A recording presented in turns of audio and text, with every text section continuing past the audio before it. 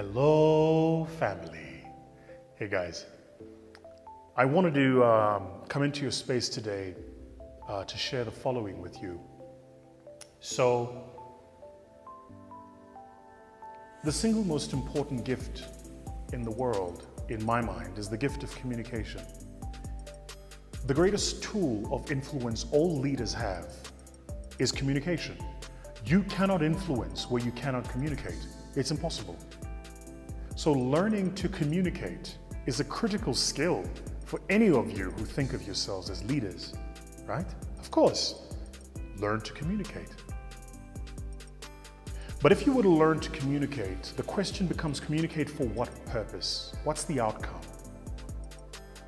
99% of the time, the reason we human beings communicate is to either get somebody to do something we want them to do, or to get somebody to see something we want them to see.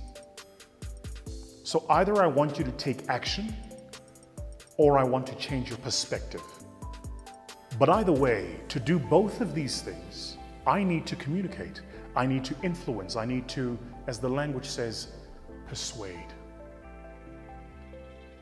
So I hear terms like selling, and selling is a portion of how you persuade, but the art of persuasion is much bigger than just the art of sales. Sales, at the end of the day, is how you transact. It's how I get you to not only see value, but take action on the value that you see. Persuasion, though, well, persuasion is it's a broader science. I spend a lot of time in our business, internally with my own team, helping in particular my management and executive team learn how to communicate.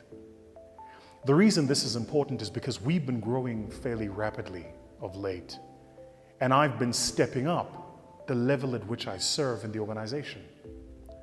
And as I step up, I've had to create leaders to take over some of the things I used to do. And the only way to do this is not only if you capacitate the leaders to do the job, but it's also if you capacitate the leaders to inspire, to enthuse, to persuade. Which means I've had to learn, how do you take a manager who's good at reading a spreadsheet and teach them how to communicate and inspire people, how to persuade. As we speak, I'm busy capital raising. We're busy capital raising. Which is such a funny experience, really. But you know, the art of capital raising is just the art of persuasion. It's getting investors, whether they're institutional LPs, family offices, or high net worth, to see the world the way you see the world and back your thesis. It's persuasion. It's communication. And if there's one thing I'm good at, it is this.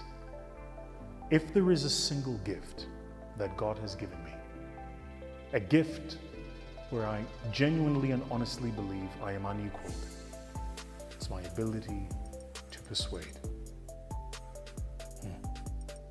But if you were to do it, how would you do it? What's the formula for learning how to communicate? It's actually scientific. There is a process you can follow. And if you follow the process, you'll get the outcome. The first part of that process is to understand motivations. Everybody does something because everybody wants something. We're human beings, we're creatures of incentive. You don't go to the gym and sweat and bust your ass just because you're bored. You go there because somebody served you ads of somebody who looked really good physically, and you bought the picture that if I look like this, I'm going to feel happier.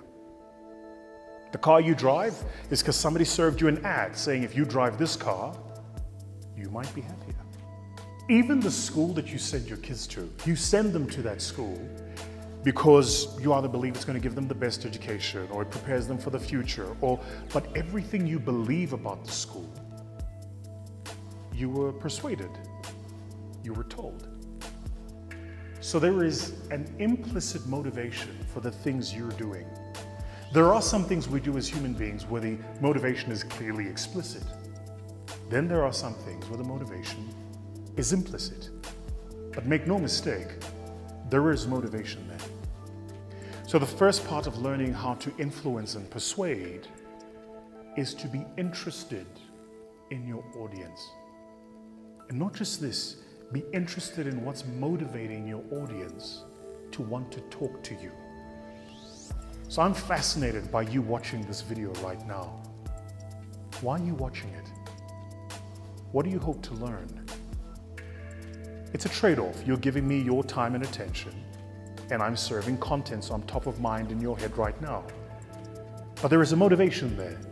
The motivation for me is I want to remain top of mind for you. What's the motivation for you? Why are you here?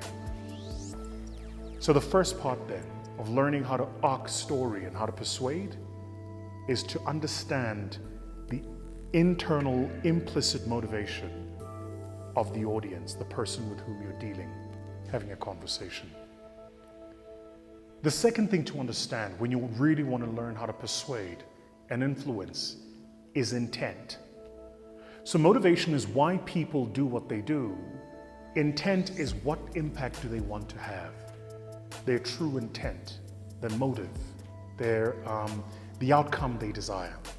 Here is a great way to think of it. My motivation for being a venture capitalist is that I am excited about the future and I love partnering with founders, and I genuinely believe that I can make a difference in working with founders building the future. My intent would be building a better Africa. So once you understand the motivation, the why people do what they do, the intent is then around what is the impact that they want to have. Now you've got to arc these into the conversation with the person, and I'm going to give you an example of how you do that in a minute. The third is what is the end state, the desired outcome, the end state. In the most iconic speech of the 20th century, Martin Luther King said, "I have a dream." In fact, he says, "I have a dream that one day the sons of former slaves and the sons of former slave owners, will they be able to break bread in the table of brotherhood? I have a dream today." What did he say he had? A dream. What was he selling? An end state, a desired outcome. Motivation, why do you do what you do? Intent, what's the impact that you want to have? Desired outcome, where are we going? And why do we want to go there? So how do you arc these then into something that really inspires people?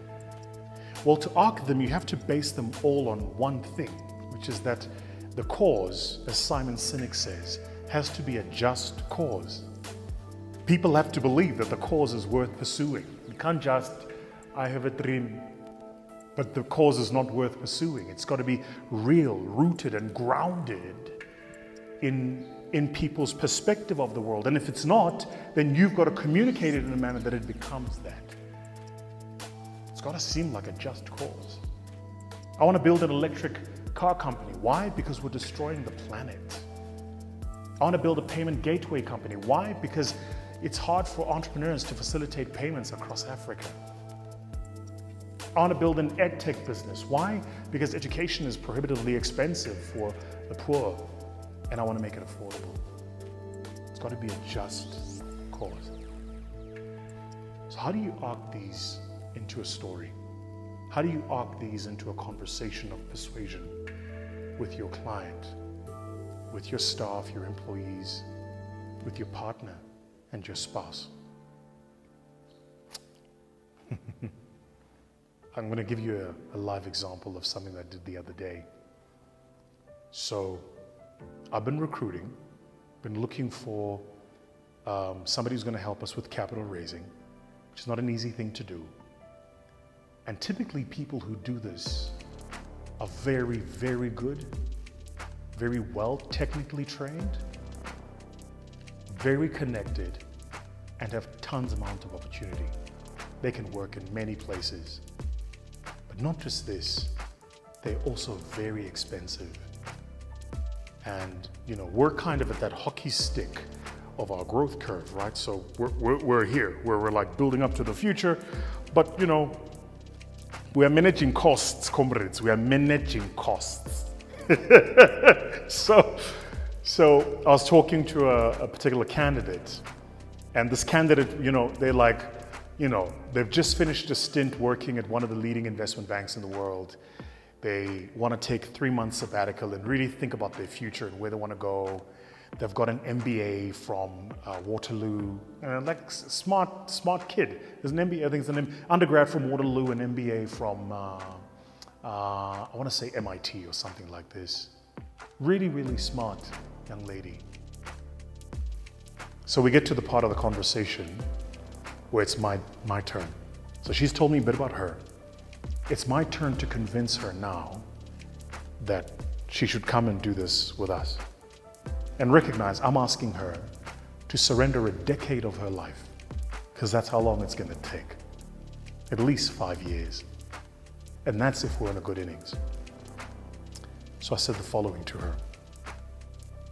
I said to her, tell me a bit about the place you grew up in Abuja. She's Nigerian. And she starts telling me about this place she grew up in Abuja. And the friends she had and where her friends are now. And I said, when was the last time you went home? She says, no, I go home fairly often. I go visit and I see friends and mom and dad and family and granddad, etc., etc. And I said to her, I said, do you think that Abuja today is the best version of itself?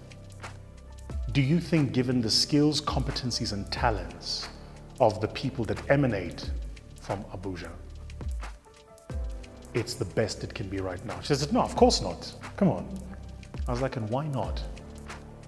She said, well, frankly, because the top talent doesn't always enjoy the seats of power to influence things the way it needs to influence them. Like, said to her, what would you say if I said to you that if you came on board and you helped us do this, one of the things we've got attached to this fund is we're building a leadership foundation, and 20% of the carried interest of this leadership of the fund, 20% of the carried interest is going to be transferred into the leadership foundation, and we're going to use the capital in the foundation to identify, educate, and accelerate young leaders across Africa. Young boys and young girls. We're going to send them into engineering school. We're going to send them into political school, finance school, medicine school, with a single idea that once they complete their education, they must come back into the continent and build it. And then I said to her, and we're not the only ones to do this. There's several other foundations doing this as we speak. The difference is we're not going to wait until we're worth $1 billion in valuation. We're going to start doing it the minute we start making our carried interest. So the reason I need you to come on board, name is Claire.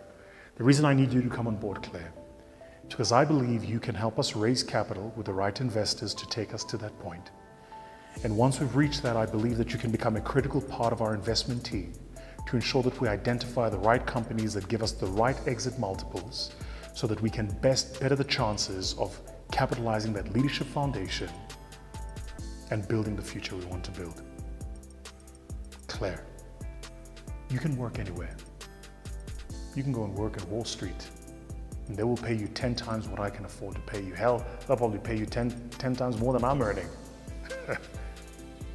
But when you're 50 years old and you look back at your life and you think about this inflection point, you will ask yourself the question, how have I lived?